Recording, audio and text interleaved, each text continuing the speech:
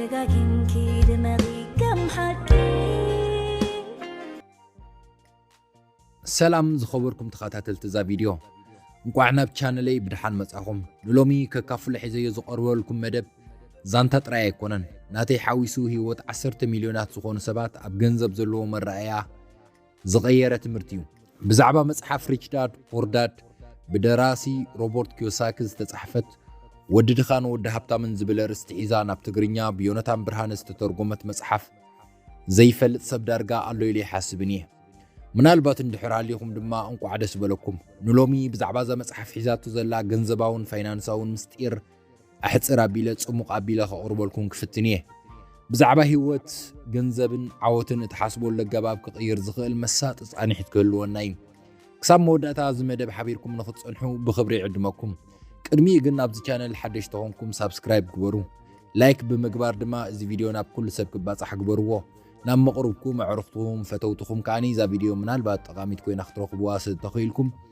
كتصد لهم بالبي محصنكم بسترفقن ابتي حزي يزلكم مدب كبلكم سناي مكتال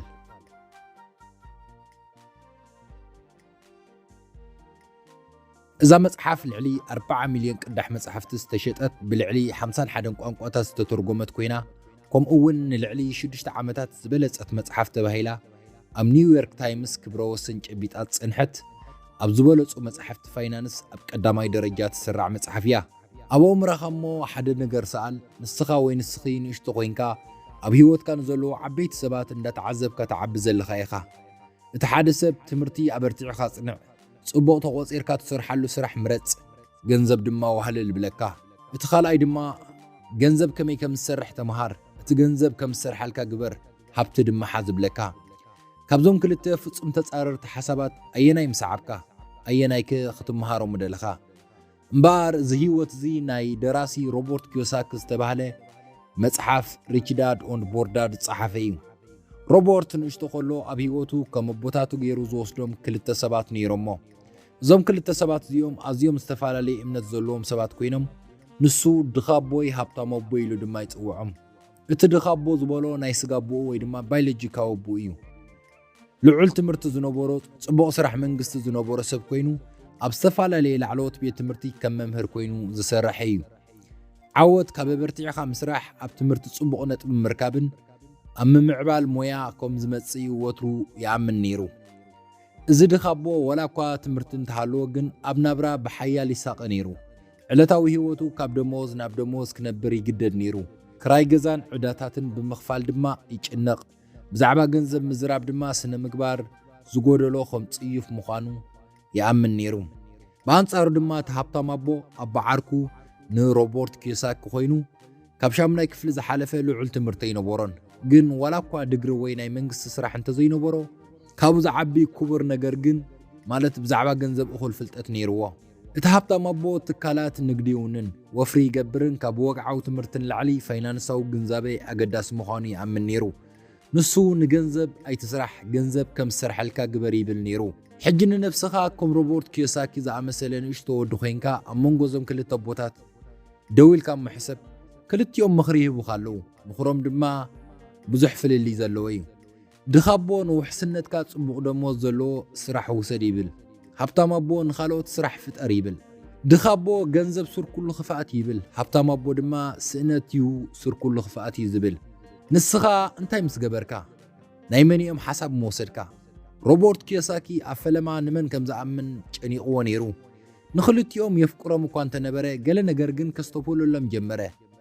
ድኻቦ ሽሕ እኳ ብልሕ እንተነበሮ ወትሩ ብዛዕባ ገንዘብ ይጭነቕ ነይሩ ሃብታም ኣቦ ግን ክንድኡ ዝተምሃረ እኳ እንተዘይነበረ ኩሉ ግዜ ርጉኡን ብዛዕባ መጻኢኡ ልቡ ምሉእ ነይሩ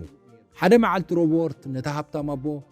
ንምንታይ ካብ ብዛዕባ ገንዘብ ክንዲ ዝተኣምን ኢሉ ሓተቶ ሃብታም ኣቦ ፍሽኽ እናበለ መለሰሉ ኣነ ከመይ ከም ዝሰርሕ ስለ ዝርዳእኒ መብዛሕትኦም ሰባት ግና ኣይርድኦምን እዩ ሙሉእ ህይወቶም ንገንዘብ ክብሉ ኣበርቲዖም ይሰርሑ ግን ፈጺሞም ከመይ ጌርካ ገንዘብ ከም ዝሰርሓሎም ኣይምሃሩን እዮም ከመይ ጌርካ ገንዘብ ከም ዝሰርሓሎም ኣይምሃሩን እዮም እዛ ሓንቲ ሓሳብ ንሮበርት ኣብ ኣእምሮኡ ዘርእህን ጥይነት ተኺላ ኩሉ ነገር ቀየረት ካብ ሃብታም ኣቦ ክመሃር ምስጢራቱ ክርድኦን ኣሰሩ ክስዕብን ድማ ወሰነ እስከ ሕጂ ኣብዚ ሓሳብ ንሓፂር እዋን ርዒምና ነስተንትን ንብዙሓት ካባና እዚ ኹንነት ደይኮነን ናብ ቤት ትምህርቲ ኸይድ ጽቡቕ ስራሕ ተመሃር ንጦረታ ዝኾነካ ድማ ዋህልል እንዳተባሃልና ኢና ዓቢና ገንዘብ ብኸመይ ከም ትሕዞ ከመይ ጌርካ ትዕብዮ ሕሳብ ወይ ዕዳ ንምኽፋል ጥራይ ካብ ዝስራሕ ዑደት ከመይ ጌርካ ተምልጥ ግን ዝመሃረና ነይሩ ድዩ ብልክዕ ኣይነበረን ብዛዕባ ገንዘብ ዘለካ ተሓሳስባ ንመጻኢኻ ይቆርጾ እዩ ገንዘብ ከም መፍርሒ ወይ ከም ክፉእ ነገር ተሪኢኻዮ ኩሉ ግዜ ምስኡ ክትቃለስ ክትነብር ኢኻ በአንጻሩ ገንዘብ ከም መሳርሒ እንተሪኢኻዮ ግና ክትቋጻጸሮን ክትዕብዮን ትኽእል ነገር ኣፍ ደገ ናጽነትን ዕድላትን ክትከፍት ኢኻ ናብ ርእስኻ ኣብ ቅድሜኻ ክልተ መገዲ ከም ዘሎ ጌርካ ሕሰብ እሞ እቲ ሓደ ናብ ፋይናንሳዊ ቃልሲ ዝመርሕ ክኸውን እቲ ካልኣይ ድማ ናብ ፋይናንሳዊ ናጽነት ዝመርሕ እዩ ከመይ ጌርካ ነቲ ትኽክለኛ ትመርጽ ክትፈልጥ ኣይመድልየካ እንዶ ብልክዕ ትደሊ ኢኻ እቲ መልሲ ኣብ መጽሓፍ ሪች ዳድ ኤንድ ፑር ዳድ ተቐሚጡ ኣሎ ሕጂ ድማ ክንድህስሶ ካብኡ ሓሊፍና ክንጭቡጦ ኢና ሕጂ እውን ክትስዕበኒ ብትሕትና ሓትት ላይክ እንተዘይጌርካ ክሳብ ሕጂ ነዛ ቪድዮ ፕሊስ ላይክ ግበራ ሳብስክራይብ ከዓ ግበር ሃብታም ኣቦ ንሮቦርት ምምሃር ቀጸለ ነፍሲ ወከፍ ሓበሬታ ድማ ንሮቦርት ኣእምሮ ይኸፍቶ ነይሩ ሓደ መዓልቲ ሃብታም ኣቦ ሮቦርት ክርስዖ ዘይክእል ነገር ተዛረበ ሃብታማት ንገንዘብ ኣይሰርሑን እዮም ኢሉ ሮቦርት ኣዝዩ ተገረመ እንታይ ማለት እዩ ኢሉ ሓሰበ ሰባት ዝሰርሕሉ ምኽንያት ገንዘብ ደይኮነን ኢሉ ድማ ሓተቶ ሃብታም ኣቦ ብፍሽኽታ ኣይፋልን ሮቦርት ድኻታትን ማእኸላይ መነባብሮ ዘለዎም ሰባትን ጥራዮም ንገንዘብ ዝሰርሑ ሃብታማት ግን ገንዘብ ከም ዝሰርሓሎም እዮም ዝገብሩ እቲ ፍልሊ ድማ ንሱ እዩ ኢሉ ተዛረበ ሃብታም ኣቦ ቀፂሉ መብዛሕትኦም ሰባት ከመይ ገይሮም ህይወቶም ኣብ ዑደት ከም ዝነብሩ ይገልጽ እዞም መጻወድያ እዚኦም ድማ ራት ሬይስ ወይ ላዕልን ታሕትን ምባል ኢሉ ይዝሶም እዮም ንሱን ከብርሆ ከሎ ድማ ከም ዝብል ኣብ ንእስነትካ ናብ ቤት ትምህርቲ ትኸይድ ኣብኡ ጽቡቕ ስራሕ ክትረክብ መታን ኣበርቲዕኻ ትመሃር ሰሚርልካ ስራሕ ምስ ረኸብካ ገንዘብ ከተዋህልል ኣበርቲዕኻ ትሰርሕ በቲ ዘዋህልልካዮ ገንዘብ ከም ገዛ ወይ መኪና ዝኣመሰሉ ነገራት ትገዝእ እቶም ነገራት ግና ምስ ልቆሖም ግብሪ መንግስቲ ከምኡውን ኣብ መንጎ ተተባላሽዮም ከም ተዕርዮም ኮይኖም እዮም ዝመፁ ስለዚ ንዕኦም ንምኽፋል ዝያዳ ትጽዕር እቲ ዑደት ፈጺሙ ኣይውዳእን እዩ ሃብታም ኣቦ ቁሩብ ዘረባኡ ዶ ኣቢሉ ጸኒሑ ቀጸለ ሰባት ንፋይናንሳዊ ውሕስነት ወይ ድማ ንነፍሶም ዝሰርሑ ዘለዉ እዩ ዝመስሎም እቲ ሓቂ ግን ንሓላፊኦም ወይ ንመንግስቶም ወይ ንባንኪ እዮም ዝሰርሑ ብዝሰርሑ መጠን ናብ ዝዑደት ብዕምቆት ይኣትዉ ብዙሕ ተሰሪሖም ብዙሕ ቀረጽ ይኸፍሉ ነዚ ድማ እዮም ካብ ራት ሬይስ ወይ ከዓ ላዕልን ታሕትን ምባል ፈጺሞም ዘየምልጡ እዚ ናይ ሃብታም ኣቦ ሓሳብ ዝበለጸ ንኽርድአካ ዮሃንስ ዝበሃል ሰብኣይ እሞሎ ንበል ደሞዝ ዮሃንስ ኣብ ወርሒ $3,000 ንበል ጽቡቕ ዕድል ኮይኑ ግና ዮሃንስ ወሰኽ ደሞዝ ተገይሩሉ $4,000 ክኽፈል ጀሚሩ ድሕሪኡ ዮሃንስ እንታይ ይገብር ትፈልጥ ዝዓበየ ገዛ ዝሓሸት መኪና ወይ እውን ሓዳስ ቴሌፎን ይገዝእ ወጻኢታቱ ምስ ኣታዊታት ይዓቢ ኣብ ክንዲ ገንዘብ ዘዋህልል ወይ ዘውፍር ወጻኢታት ይቕጽል ሕጂ ዮሃንስ ነዚ ሓድሽ ወጻኢታት ንምሽፋን ዝያዳ ክሰርሕ ኣለዎ እዚ ዑደት እዚ ድማ ንዘለዓለም ከም መጻወድያ ሕዚ ዘጽንሖ ሮቦርት እቲ ድኻብኡ ልክዕ ከምዚ ይገብር ከም ዝነበረ ተረዲኡ ርእሱ ነቕነቐ ድሕሪኡ ሃብታም ኣቦ ገንዘባዊ ናጽነት እንታይ ማለት ምዃኑ ትፈልጥ ዲኻ ኢሉን ክሓቶ ሮቦርት ከም ዘይፈልጥ ርእሱ ብምንቕናቕ ጥራይ መለሰሉ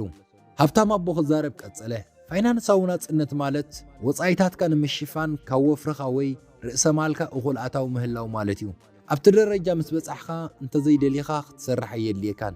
ምኽንያቱ ገንዘብካ ይሰርሐልካ እዩ ሰባት ሃብታም ምዃን ማለት ልዑል ደሞዝ ዘለዎ ስራሕ ምህላው እዩ ዝመስሎም ግን ብዙሕ ደሞዝ ዘሎ ሰብ እውን እንተኾነ ወጻኢታቱ እንተበዚሑ ጠፋሽ ክኸውን ይኽእል እዩ ሓቀኛ ሃብቲ ዝመጽእ ኣታዊ ዘመንጩ ርእሰ ማልካ ምህላው እምበር ብዙሕ ደሞዝ ዘለዎ ስራሕ ካብ ምህላው ኣይኮነን ርእሰ ማል ዋላ እውን ኣብ ዘይትሰርሐሉ እዋን ገንዘብ ኣብ ጅባኻ ዘእቱ ነገር ክኸውን ከሎ በአንጻሩ ዑዳ ማለት ካብ ጅባኻ ገንዘብ ዘውፅእ ነገር እዩ እንዳበለት ሃብታም ኣቦ ንሮቦርት ብዛዕባ ርእሰ ማል ዕዳን ቀሊል ግን ከዓ ህይወት ዝቕይር ትምህርቲ ይህቦ ነዚ ድማ ኣብነት እንደለዓለ ዝበለጸ ገይሩ ይረድኦ ብዛዕባ ርእሰ ማልን ዕዳን ንኸረድኦ መጀመርትያ ብዛዕባ መኪና ምግዛእ ሓደ ኣብነት ኣቕረበሉ እቲ ኣብነት ከምዚ እዩ ሓደ መንእሰይ $10,000 ኣዋህሊሉ መኪና ይገዝእ እታ መኪና ነዳዲ መዕረይ ኢንሹራንስ የድልያ ምስ ግዜ እታ መኪና ዋጋ እንዳሓሰረ ይኸይድ እዚ ድማ ካብ ጅቡኡ ገንዘብ ኣውፅኡ ስለ ዝዕርያ ዕዳ እዩ እዚ ንገንዘብ ምስራሕ ማለት እዩ ካልኣይ ዘቕረቦ ኣብነት ድማ ብዛዕባ ኣብ ርእሰ ማል ወፍሪ ምግባር እዩ ነይሩ ካልኣይ ሰብ ድማ ተመሳሳሊ $10,000 ወሃሊሉ ንእሽተ መሬት ይገዝእ ንወርሒ ብ$200 የካርያ ምስ ግዜ ዋጋ ናይቲ መሬት ይውስኽ እቶቱ እውን ይቕፅል እዚ ርእሰ ማል እዚ ድማ ኣብ ጅባ ገንዘብ ዝኣቱ እዚ ገንዘብካ ተስርሖለኻ ማለት እዩ ሮበርት ሰባት ርእሰ ማልነትን ዕዳን ከመይ ከም ዝዳናገሩ ተገንዚቡ ብጣዕሚ ተገረመ ገዛ መኪና ወይ እውን ክቡር ክዳውንቲ ከይተረፈ ሃብቲ ኮይኑ ክስምዓካ ክእል እዩ እንተኾነ ግን ዋጋ ይሓትት እምበር ኣታዊ የምፅን እዩ ሃብታም ኣቦን ሮበርት ከም ዝበሎ ሃብታማት መጀመርያ ርእሰ ማል ይሕዙ ገንዘብ ኣብ ዘምፅኣሎም ነገራት ማለት ንግዲ ንብረት ኣክስዮንስ ዋላ እውን ኣብ ስልጠናታት ወፍሪ ብምግባር ክእለቶም ይውስኽ እዚ ወፍርታት እዚ ድማ ተወሳኺ ኣታዊ ይፈጥር ድሕሪ ግዜ እኹል ርእሰ ማል ምስ ረኸቡ ብዛዕባ ገንዘብ ከይተጨነቑ ኣዝዩ ክቡር ንብረት ክገዝኡ ይኽእሉ እዮም ሃብታም ኣቦን ሮበርት ዝበለፀ ንጹር ንኽገብረሉ ካልእ ተወሳኺ ኣብነት ሃቦ ክልተ ስድራ ቤት እሞሕሰብ ክልቲኦም ማዕረ ኣብ ወርሒ $5,000 ይኽፈሉ እቲ ሓደ ስድራ ቤት ኩሉ ገንዘቦም ኣብ ክራይ ገዛ ምግብን መዘናግዕን የውዕሎ ኣብ መወዳእታ ወርሒ ድማ ዝተርፎም ነገር የብሎምን ብኣንጻሩ እቲ ካልኣይ ስድራ ቤት $4,000 ጥራይ ከውፅእ ከሎ እቲ ዝተረፈ $1,000 ድማ ኣብ ኣክስዮንስ የውፍሮ ምስ ግዜ ወፍርታት ይዓቢ ካብ ምክፍፋል ድማ ኣብ ወርሒ $500 ክረኽቡ ይጅምሩ ኣብ መወዳእታ ዝተወሳኺ ኣታዊ ይዓቢ ወፃኢታቶም ድማ ይሽፍን እቲ ካልኣይ ስድራ ቤት ብገንዘብ ነፃ ክኸውን ከሎ እቲ ቀዳማይ ስድራ ቤት ድማ ጌና ኣብቲ ራት ሬስ ወይ መወዳእታ ዘይብሉ ጉያ ትሽከል ኢሎ ብርሃሉ ሮበርት ብዛዕባ ክንደይ ገንዘብ ከም እትረክብ ዘይኮነስ ብዛዕባ ከመይ ከም እተመሓድሮ ምዃኑ ክርዳእ ጀመረ ሃብታም ኣቦ ንሮበርት ከም ዝበሎ መብዛሕትኦም ሰባት ኣነ ክገዝኦ ዓቕሚ የብለይን ኢሎም ይሓስቡ ሃብታማት ግና ከመይ ገይረ ክገዝኦ ይኽእል ይብሉ እዚ ንእሽቶ ዝመስል ናይ ተሓሳስባ ለውጢ ዓብይ ፍልልይ የምፅእ ምኽንያቱ ዓቕሚ የብለይን ምስ በልካ ሓንጎልካ ይዕጾ ከመይ ገይረ ክገዝኦ ኢልካ ምስ ተሓትት ግን ሓንጎልካ መፍትሒ ክደሊ ይጅምር ሃብታም ኣቦን ሮበርት ዕዮ ገዛ ይህቦ ሓደ ነገር ኣብ ትደልየሉ እዋን ግን ከዓ ዓቕሚ የብለይን ኢልካ ኣብ ትሓስበሉ እዋን ትኽእለሉ 3 መንገድታት ጻሓፍ ኢሉ ግን ሮበርት ጌና ወፍሪ ንምግባር ይሓስብ ነይሩ ግን ፍርሕ ነይርዎ ይውስን ኣይነበረን ገንዘበይ እንተኸሲረኸ ምባል ድማ ይሓቶ ሃብታም ኣቦ ፍሽኽ ኢሉ ኣብ መንጎ ሃብታማትን ድኻታትን ዘሎ ፍልልይ እዚ እዩ ድኻታት ገንዘቦም ከይከስሩ ስለ ዝፈርሑ ሪስክታት ፈፂሞም ኣይወስዱን እዮም ግን ሃብታማት ክሳራ ኣካል ትምህርቲ ምዃኑ ይርድኡ እንተኸሲርካ እውን ትመሃር እንደገና ትፍትን እምበር ተስፋ ዘቆርፅ ኣይኮነን ኢሉ መለሰሉ ሃብታም ኣቦን ሮበርት ወላ ውስን ገንዘብ ሃብቲ ንምህናፅ ዝዓለመ እዞም ስዕቡ 5 መደባት ኣካፊልዎ ቀዳማይ ወፃኢታትካ ተኸታተል ንሓደ ወርሒ ዝኣክል ገንዘብ እተውፅኣሉ ኩሉ ፅሓፍ ካልኣይ ብንእሽቶ ጀምር ብናእሽቱ ወፍርታት ከም ኣክስዮንስ ወይ ወለድ ዘለዎ ናይ ቆጠባ ሕሳብ ጀምር ሳልሳይ መዓልታዊ ተምሃር መፅሓፍ ተንብብ ኣብ ሰሚናራት ተሳተፍ ወይ ብዛዕባ ገንዘብ ክምህሩኻ ዝኽእሉ መምሃራን ድለ ራብዓይ መጀመርታ ርእሰ ማል ሰርት ቅድሚ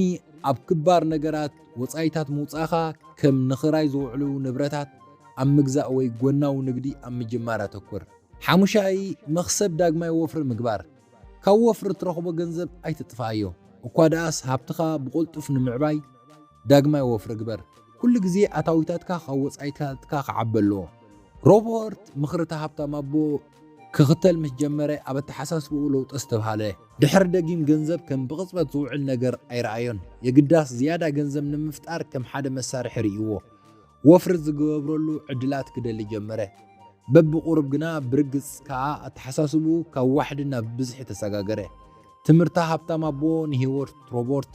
በብሓደ ስጉምቲ ቅይሮ ጀሚሩ ነይሩ ሮበርት ምስ ሃብታም ኣቦ ዝገበሮ ጉዕዞ ካልእ ኣድህቦ ረኸበ ሃብታም ኣቦ ሃብታም ክትከውን መጀመርታ ስምዒታትካ ከመይ ጌርካ ከም ትቆጻጸሮ ክትምሃር ኣለኻ እንክብሎ እዚ ንሮበርት ኣገረሞ ስምዒት ምስ ገንዘብ እንታይ ርክብ ኣለዎ ኢሉ ድማ ሓተቶ ሃብታም ኣቦ ፍሽኽ ኢሉ ኩሉ ነገር መብዛሕትኦም ሰባት ንገንዘባዊ ውሳነታቶም ፍርሕን ስስዕን ክቆጻጸሩ ይገድፍዎ እዚ ስምዒታት እዚ ድማ ድኻታት ይገብሮም ፍርሒ ንሰባት ኣብ ዝጸልእዎ ስራሕ ክጸንሑ ዝድርኾም ወረቐት ዕዳ ንምኽፋል እኹል ገንዘብ ከይህልዎም ስለ ዝፈርሑ ኣብ ክንዲ ርስክታት ወሲዶም ሃብቲ ምፍጣር ብደሞዝ ዓጊቦም ይዓርፉ እዚ ፍርሒ እዚ ኣብ ራት ሬስ ክጸንሑ ይገብሮም ሓደ ሰብ ናይ ገዛእ ርእሱ ንግዲ ክጅምር ይደሊ እምበር ኣይጀምርን ኢልካ ምሕሰብ ንምንታይ ከይፈሽል ገንዘብ ከይስእን ስለ ዝፈርሕ ስለዚ ኣብ ክንዲ ዝፅዕር ንኽነብር እኹል ደሞዝ ዝኸፍል ግን ከዓ ክዓቢ ፈፂሙ ኣብ ዘይገብሮ ስራሕ ይጸንሕ ሃብታም ኣቦ ወሲኹ እቶም ሃብታማት እውን ፍርሒ ገጥሞም እዩ ግና ደው ከብሎም ኣይፈቕዱን እዮም ፍርሒ ንቡር ምዃኑ ይርድኡ ግን እቲ ዘገድስ ተግባር እዩ ክትዕወት እንተደሊኻ እቲ ፍርሒ እንዳተሰምዐካ ወላ ብዝኾነ ንቕድሚት ክትስጉም ኣለካ ሃብታም ኣቦ ስስዐ ካልእ ንሰባት ኣብ መፃወድያ ዘእቱ ስምዒት ምዃኑ ይገልጽ ስስዐ ንሰባት ዝያዳ ገንዘብ ከም ዝሐጉሶም ከኣምኑ ይገብሮም ነዛ መኪና እንተገዚአያ ዕውት ኮይነ ክስምዐኒ እዩ እዛ ዓባይ ገዛ እንተገዚአያ ሰብ ከኽብረኒ እዩ ኢሎም ይሓስቡ ግና ብኣንጻሩ እዚ ነገራት እዚ ዝያዳ ወፃኢታት ፀቕጥን ጥራይ ዝፈጥር ሓቀኛ ሓጎስ ካብ ምውናን ነገራት ዘይኮነስ ካብ ናጽነት እዩ ዝመጽእ ናጽነት እቲ ትፈትዎ ክትገብር ከለኻን ምስቶም እትግደሰሎም ሰባት ግዜ ምሕላፍን እቲ ናጽነት ድማ ካብ ምህናፅ ርእሰ ማል እምበር ኣብ ዘየልየካ ነገራት ገንዘብ ካብ መውፃእ ኣይኮነን ዝመጽእ ስምዒትካ ክትቆጻጸር እንተደሊኻ ፍልጠት የድልየካ መብዛሕትኦም ሰባት ገንዘብ ስለ ዘይርድኦም እዮም ዝፈርሑ ከመይ ገይሮም ወፍሪ ክገብሩ ኣይፈልጡን እዮም ስለዚ ይርሕቑ ግብሪ ብኸመይ ከም ዝሰርሕ ኣይፈልጡን እዮም ስለዚ ልዕሊ ዓቐን ይኸፍሉ ሃብቲ ከመይ ገይሮም ከም ዘዕብዩ ኣይፈልጡን እዮም ስለዚ ድኻታት ኮይኖም ይጸንሑ ኢሉ ሮበርት እቲ ምስጢር የካፍሎ ብተወሳኺ ብዛዕባ ዞም ዝስዕቡ ሰለስተ ነገራት ክመሃር ክጅምር ተባቢዕዎ ብዛዕባ ወፍሪ ማለት ኣክሲዮንስ ዘይንቀሳቐስ ንብረት ካልእን ገንዘብ ንምዕባይ ዝሕግዝ መንገድታት ምርዳእ ብዛዕባ ግብሪ ማለት ብልሒ ዘለዎ ሜላታት ብምጥቃም ሃብታማት ብሕጋዊ መንገዲ ከመይ ገይሮም ውሕድ ግብሪ ከም ዝኸፍሉ ምፍላጥ ብዛዕባ ዕዳጋ ማለት መዓስ ከም ትገዝእን መዓስ ከም ትሸይጥን ምፍላጥ ፍልጠት ኣብ ልዕሊ ፍርሕኻ ስልጣን ስለ ዝህበካ ብዝያዳ ብዝፈለጥካ መጠን ፍርሒ ይንኪ ሓደ ካብቲ ሃብታም ኣቦ ዝሃቦ ሓያል ትምህርቲ ገንዘብ ከመይ ከም ትሪኦ ምቕያር እዩ ነይሩ ንሮበርት ድማ ከመሃላቕ ምሕሳብ ኣቋሪፅካ ከመዋፋር ምሕሳብ ጀምር በሎ ሃብታም ኣቦ እዚ ብኣብነት እንከረድኦ ከሎ ንኣብነት $1,000 ከም ትረክብ ምሕሰብ እቲ ህላቕ ሰብ ኣብ ክዳውንትን ኣቕሓን ወይ መዘናግዕን የውዕሎ እቲ ውፋር ግን ነዘን $1,000 ከመይ ገይሩ ዝያዳ ገንዘብ ንምርካብ ክጥቀመሉ ይኽእል ኢሉ ይሓስብ ኣክሲዮንስ ይገዝእ ንእሽቶ ንግዲ ይጅምር ወይ ሓድሽ ክእለት ንምምሃር ኣብ ኮርስ ወፍሪ ክገብር ይኽእል ምስ ግዜ ድማ እቲ ገንዘብ ኣውፋሪ ክዓቢ እንከሎ እቲ ገንዘብ ኣህላቕ ድማ ይጥፍሽ ሃብታም ኣቦን ሮበርት ካልእ ዝስእንዎ ዕድላት ከመይ ገይሩ ክሪኦ ከም ዝኽእል ምሂርዎ መብዛሕትኦም ሰባት ኣብ ስራሕ ወይ ወፃኢታት ኣዝዮም ስለ ዝተጸምዱ ዕድላት ኣየለሉን እዮም ግን ሃብታማት ኩሉ ግዜ ሃብቶም ንምዕባይ ካልእ ዕድል ይደልዩ ኢሉ ሃብታም ኣቦ ከምዚ ኢሉ ተዛረቦ ንሮበርት ድማ ልምምድ ሃቦ ኣብ ጽርግያ ክትከይድ ከለኻ ድኳናት ጥራይ ኣይትጠምት ንነብስኻ ከመይ ጌርካ ካብዚኦም ሓደ ክኸውን ይኽእል ኢልካ ሕተታ እዚ ቢዝነስ እዚ ክዕወት እንታይ የድልዮ እንዳበልካ እምሮኻ ከም ዓሚል ጥራይ ዘይኮነስ ከም ዋና ክሓስብ ኣሰልጡን ኢኻ ሮበርት ትምህርቲ ሃብታም ኣቦ ክመሃርን ኣብ ግብሪ ከውዕሎን ምስ ጀመረ ካብ ካልኦት ሰባት ጥርጣረታት ኣጋጠሞ ሰባት ወፍሪ ክገብር ንእሽቶ ቆልዓ ኢኻ ወይ እዚ ኣዝዩ ሓደገኛ ይብልዎ እቲ ድኻ ኣቦኡ ከይተረፈ ኣብ ክንዲ ናይ ቀትሪ ሕልሚ ምሕላም ኣብ ውሑስ ስራሕ ከድህብ ኣጠንቂቕዎ ነይሩ ግን እቲ ሃብታም ኣቦ ንሮበርት ከም ዝኽብል መኸሮ ሰባት ንዘይተረድኦም ኩሉ ግዜ ክነቕፍዎ እዮም ግን እዚ ዘክር ካብ ፍርሕኻ ዘይኮነስ ካብ ፍርሖም እዮም ዝዛረቡ ዘለዉ እንተሰሚዕኻዮም ድማ መወዳእታ ከምኦም ኣብ ራት ሬስ ተሸኺልካ ክትውዳእ ኢኻ ኢሉ ትኹረት ክገብር ምስ ተመሳሳለ ተሓሳስባ ዘለዎም ሰባት ክቀራረብን ኣተባብዖ ሃብታም ኣቦ ዓወት ደረጃ ብደረጃ ይዝህነፅ ነፍሲ ወከፍ ንእሽቶ ዓወት ዝለዓለ ዕላማ ክትገብር ትብዓት ይህበካ ኢሉ ብተወሳኺ እውን መዓልታዊ ልምድታት ኣብ ምዕዋት ሃብቲ ዘለዎ ግደ ኣስሚሩሉ ንሱ ድማ ንሮበርት ልምድኻይ ንመጻኢኻ ዝውስኖ ኣብ ነፍሲ ወከፍ ወርሒ ቁርብ እንተዋህሊልካ እንተውፊርካን ምስ ግዜ ክዓቢዩ ኩሉ ዝረኸብካዮ እንተጥፊእኻዮ ግና ኣብ ሓደ ተታሒዝካ ክትጸኒሕኻ በሎ እዞም ክልተ ቀለልቲ ልምድታት ክገብር እውን መኺርዎ ቀዳማይ መጀመርታ ንነፍስኻ ክፍሊት ፈጽም ቅድሚ ዝኾነ ሕሳብ ወይ ወጻኢታት ምኽፋልካ ገለ ክፋል ኣታዊታትካ ንምቁጣብ ወይ ንወፍሪ ምድላው ካልኣይ ምዕባለኻ ተኸታተል ብዛዕባ ፋይናንሳዊ ዕብየት መዘክር ሓዝ ምዕባለኻ ንምርኣይ ንቅድሚት ክትቅጽል ይድርኸካ እዩ ሃብታም ኣቦ ንሮበርት ብዛዕባ ሓደ ልማድ ገይሮ ጠንቅቆ ብዛዕባ ትዕግስቲ ዘይምህላው መብዛሕትኡ ሰብ ቀልጢፉ ሃብታም ክኸውን ስለ ዝጽበ ቀልጢፉ ውፅኢት ስለ ዘይረኣየ ተስፋ ይቆርጽ ሃብቲ ልክዕ ከም ምትካል ገረብ እዩ ማይ ተስትዮ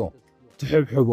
بتعجزت تتصبى أمودأتا دما يعبي جنزب مسارح مبر علامة يكونن بتعلامة ناصنتيو ناصنت نهيوت بوعلتك ختنبر فتوتك ختسعبن نخالوت كتحجزن نزمس بصحخا هابتام مخان انتاي مالت مخانو بحق ختردايخا روبورت كاب زخون اوان لعلي ملعال ناتسمعو خابتي معالتتي اتبغيسو كبرات رئيس حارا وصيو رأس مال كونن نتوترو زحالمو هيوت كفتر وريصو تلاعيلو نيرو دحر بزح تمرتي حدا معالت هابتام ابون روبورت حجي نتقداس حق بزعبا هابتام مخان دلو يخا عوت بزعبا عدل وي توهو يكونن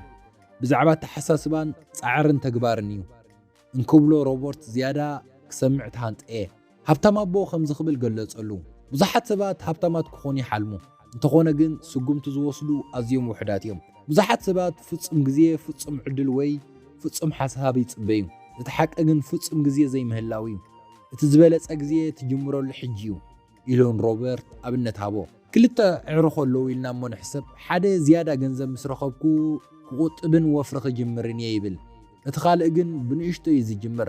ኣብ ሰሙን $10 ጥራይ ብምቕማጥ ድሕሪ 10 ዓመት እቲ ብንእሽቶ ምቕማጥ ዝጀመረ ዕድል ክሃንጽ ከሎ እቲ ሓደ ግና ጌና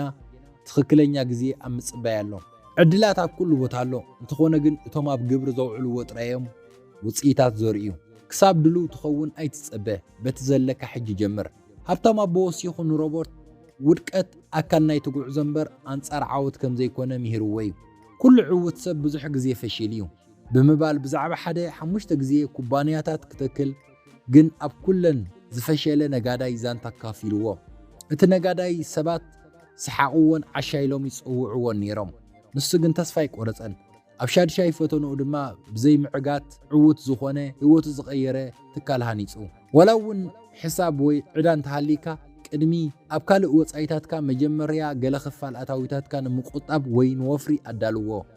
እዚ ልምዲ እዚ በቲ ዝተረፈ ገንዘብካ ፈጠራ ብልሓት ዘለዎ ሰብ ክትከውን የገድደካ እዩ ሃብትኻ ንምዕባይ ዘድልየካ ስነ ስርዓት እውን ይሃንጽ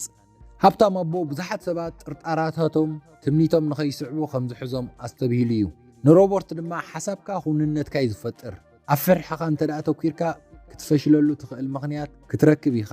ኣብ ትምኒትካ እንተደኣ ደኲርካ ግን ክትዕወተሉ ትኽእል መንገዲ ክትረክብ ኢኻ በሎ ትምህርቶም ኣብ መወዳእታ ምስ በጽሐ ሃብታም ኣቦ ሓንቲ ናይ መወዳእታ ዘገርም ምኽሪ ካፈሎ ልግሲ ንዓወትካ የባዝሖ ዕግበት የምጽእን ረኽበትካ የሕይልን እዚ ድማ መብዛሕትኡ ግዜ ናብ ዝዓበይ ዕድላት ይመርሕ ኢሉን ሮበርት ብዛዕባ ሓደ ሃብታም ሰብኣይ ንዝተጸገሙ ተምሃሮ ዝኸውን ናይ ስኮላርሺፕ ዕድል ዝጀመረ ዛንታ ነገሮ ናይቲ ሰብኣይ ልግሲ ተግባር ኣማኢት ህይወት ቀይር ጥራይ ዘይኮነስ ነቲ ሰብኣይ ዘይተዓደነ ሓጎስን ኣፍልጦን ኣምጽኢሉ ንሓድሽ ሽርክነትን ንግድን እውን ማዕጾ ኣርሒሉ ነይሩ ሃብታም ኣቦ ናይ መወዳእታ ምኽሩ ቀሊል ዝመስል ግን ከዓ ሓያል እዩ ነይሩ ምምሃር ኣብ ዘቋረጽካሉ ህሞት ምዕባይ ተቋርጽ ይብል ድሕሪ ዓመታት ሮበርት ንድሕሪ ተመሊሱ ንጉዕዙኡን ክርኢ ትምህርቲ ሃብታም ኣቦ ንህይወቱ ብኸመይ ከም ዝቐየሮ ተረድአ ብገንዘብ ጥራይ ዘይኮነስ እውን ብናጽነት ርእሰ ተኣማንነትን ንኻልኦት ናይ ምሕጋዝ ክእለትን ሃብቲ ሃኒጹ ነይሩ ኣብ መጽሓፍ ሪች ዳድ ፖር ዳድ ሮበርት ነዚ መልእኽቲ ኣካፊለና ኣሎ ኣብ ህይወት ኣበይ ከም ዘለኻ ብዘይገድስ መጻኢኻ ናይ ምቕያር ሓይል ኣለካ ወላ ብዘይ ሓደ ነገር ክጅምር ተኾይንካ ኣገዳስነት የብሉን እቲ ዘገድስ ኣተሓሳስባኻ ስጉምቲ ክትወስድ ዘለካ ድልውነት እዩ ሃብቲ ብዛዕባ ገንዘብ ጥራይ ዘይኮነስ ንፍቕርኻ ክትስዕቦ ንኻልኦት ክትሕግዘሉ ትኽእል ብዘይ ጣዕሳ ክትነብረሉ ትኽእል ህይወት መፍጣር እዩ ነዛ ዛንታ ወይ ነዛ ትሕዝቶ ክትውድእ ከለኻ እዚ ዘክር ናብ ፋይናንሳዊ ናጽነት ትገብሮ ጉዕዞ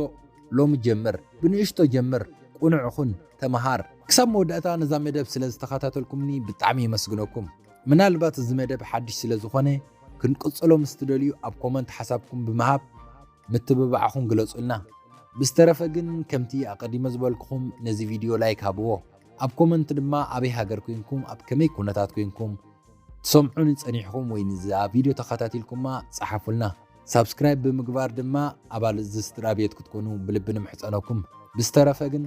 ሰላም ንኹላህና ደሓን ኩኑ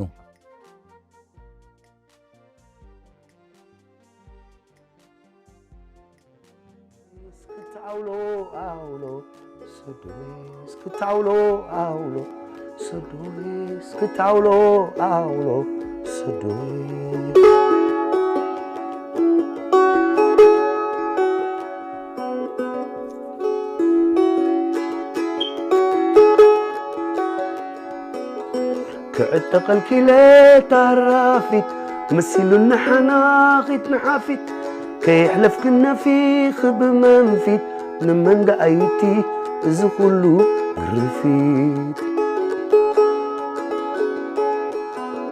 ولدنيا أكب مسبلة صباح مرعسون ديو حغلة عبيت وراي سبح تلام تراي زي من كارنا بالاش تراي كندعل الجنين وحميتا صباح نقول رئي سالستا أتنتاي كبلو ندبا سالستا نرئي سالستا انتاي كبلو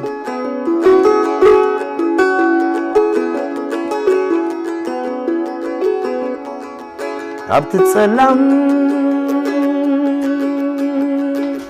حسويله زيت صبعكي كدلي كندي تحنا خويله تصايك خللي مثلا وش تخلو صعدخي بلالي مثلا وش تخلو صعدخي بلالي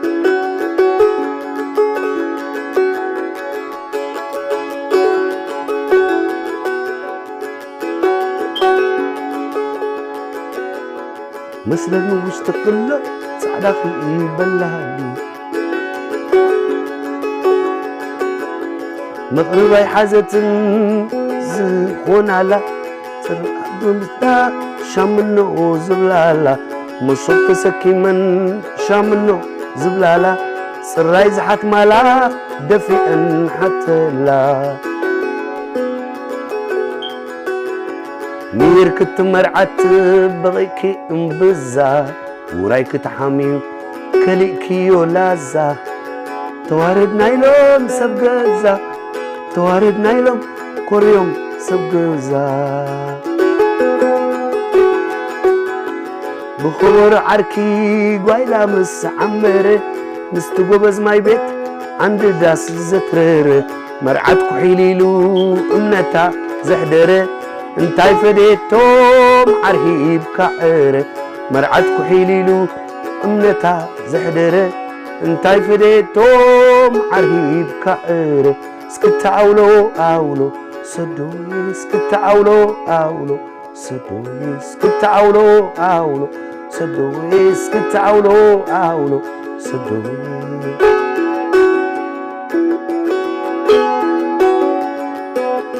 كعتقل كلا تعرفت مسيلو النحناخت نحافت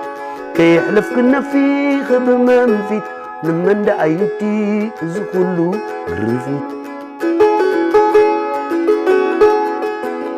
ولو دنيا أكب مسبلة صباح مرعسون نديو حخلة عبيت وراي سبح تلام تراي زي من كارانا بالاش تراي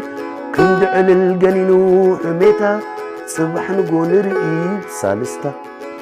أتنتاي كبلو اندباب سالستا نرئيب سالستا انتاي كبلو تنتاي كبلو توم اندباب سالستا نرئيب سالستا انتاي كبلو